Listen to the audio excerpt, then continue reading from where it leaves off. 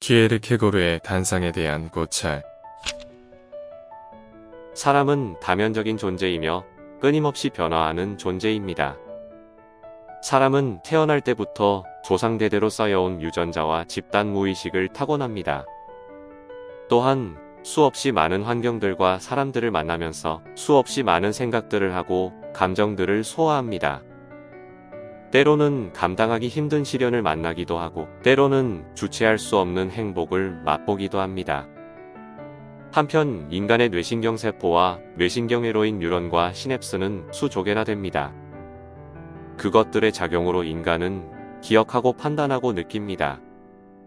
사람이 이렇게 복잡한데 사람을 어떻게 하나의 특징으로 단정 지을 수 있을까요? 그런 차원에서 요즘 유행하는 사람의 성격 유형론과 기질 유형론인 MBTI나 애니어그램도 자신을 파악하고 타인을 이해하는 참고자료 정도로 활용해야지 맹신하면 부작용이 생깁니다. 키에르케고르는 이렇게 말합니다. 당신이 나에게 라벨을 붙이면 당신은 나를 부정하는 것입니다. 사람들은 나를 너무 잘 이해하지 못합니다. 그래서 그들이 나를 이해하지 못하는 것에 대한 나의 불평까지도 이해하지 못합니다. 살아가다 보면 인생은 결국 혼자구나라는 감정을 느낄 때가 있습니다.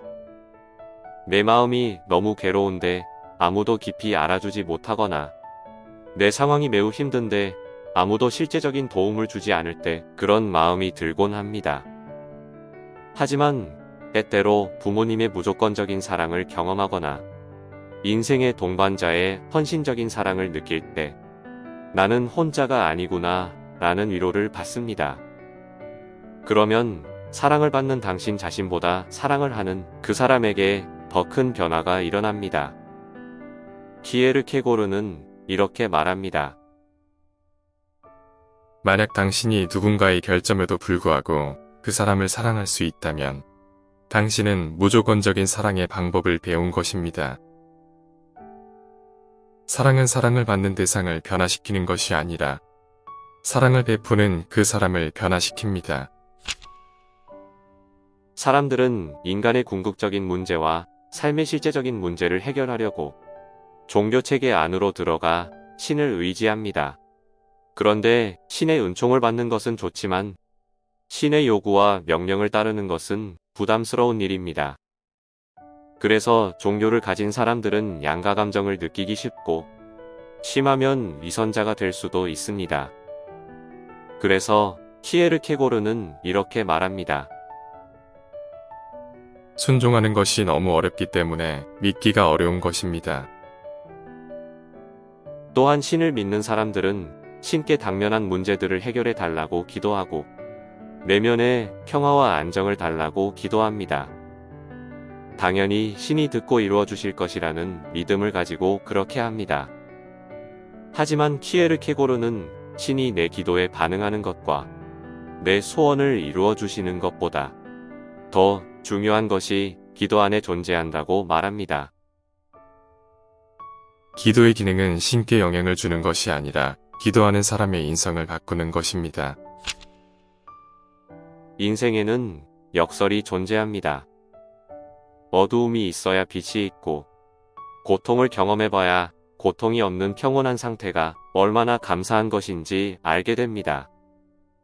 그래서 인생에서 벌어지는 모든 일들은 드러난 것 이면의 의미를 찾아야 하고 그것을 통해 깨달음과 위안을 얻어야 합니다. 그렇다고 드러난 일 그 자체를 회피해서는 안 됩니다. 그것은 우리가 직접 만나고 있는 현실이기 때문입니다. 키에르케고르는 이렇게 말합니다. 철학자들은 인생은 거꾸로 이해되어야 한다고 말하고 그것은 완전한 사실입니다. 하지만 그들은 앞으로 살아야 한다는 다른 명제를 잊어버립니다. 사람들은 본능적으로 진실을 외면하고 싶어 합니다. 진실과 맞닥뜨리면 움켜쥐고 있던 것들을 놓아야 할지도 모른다는 불편한 마음이 생기고 익숙한 것과 결별해야 할지도 모른다는 두려운 감정을 느끼기 때문입니다. 그러나 진실과 맞닥뜨려야만 진실을 알게 되고 진실을 얻게 됩니다. 진실과 만나면 자신의 내면을 들키게 되고 자신의 정체를 적나라하게 인지하게 됩니다. 하지만 잔인하게도 그런 방법 외에는 진실을 얻을 방법이 없습니다. 키에르케고르는 이렇게 말합니다. 진리는 함정입니다. 그것이 당신을 사로잡지 않고서는 얻을 수 없습니다. 진리는 물가미입니다. 들키지 않고서는 얻을 수 없습니다. 자신이 얼마나 많은 일을 할 수 있고 자신이 얼마나 좋은 사람이 될 수 있는지를 알게 되는 것만큼 사람을 두렵게 하는 일은 없습니다. 진실은 항상 소수에게 달려있고 소수는 항상 다수보다 강합니다. 왜냐하면 소수는 의견을 가진 사람들에 의해 형성되는 반면 다수는 의견이 없는 사람들에 의해 형성되는 환상이기 때문입니다. 우리는 당신 자신이 되라는 말을 종종 듣습니다. 그런데 그 말이 참 모호하게 느껴질 때가 많습니다. 구조주의 철학자들은 인간은 이 세상의 구조가 요구하는 것에 너무 많이 순응한 나머지 자신을 잃어버렸다고 말합니다. 고등학생 때는 열심히 공부해서 좋은 대학에 가야 한다는 요구, 대학생 때는 열심히 스펙 쌓아서 좋은 직업을 구해야 한다는 요구를 비롯하여 그 이후로도 이런저런 요구들을 끊임없이 받고 그에 순응합니다. 그러다 보면 나를 잃어버리게 됩니다. 내가 정말 어떤 사람인지 까맣게 잊게 됩니다. 키에르케고르는 이렇게 말합니다. 당신을 다른 무언가로 만들기 위해 끊임없이 애쓰는 세상에서 당신 자신이 되는 것은 가장 큰 성취입니다. 자신의 행복이 자신의 바깥에 있다고 생각하며 항상 바깥쪽으로 쏠려 있는 사람은 결국에는 안으로 돌아서서 행복의 근원이 자신 안에 있음을 발견해야 합니다. 가장 흔한 절망의 형태는 당신이 있는 그대로의 당신이 아닌 것입니다.